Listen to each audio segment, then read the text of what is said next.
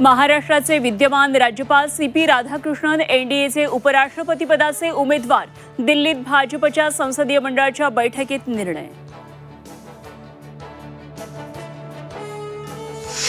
Best पतपेढी निवडणुकीत सहकार समृद्धी पॅनलकडून आचारसंहितेचा भंग, सर्व उमेदवार बाद करा। ठाकरेंच्या उत्कर्ष पॅनलची निवडणूक अधिकाऱ्यांकडे तक्रार।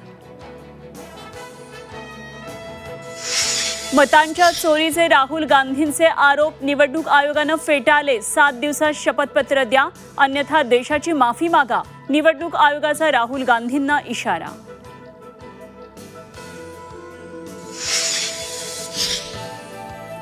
विधानसभा निवडणुकीत न पडणारी 10,000 मतं गायब करण्याची ऑफर होती।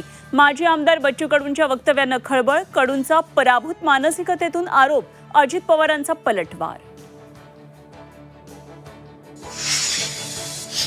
नाशिकच्या पालकमंत्रीपदावरून महायुतीत वादाची चिन्ह, नाशिकचा पालकमंत्री मी होतोय, गिरीश महाजनांचं जाहीर विधान। तर राष्ट्रवादीही नाशिकच्या पालकमंत्रीपदासाठी आग्रही।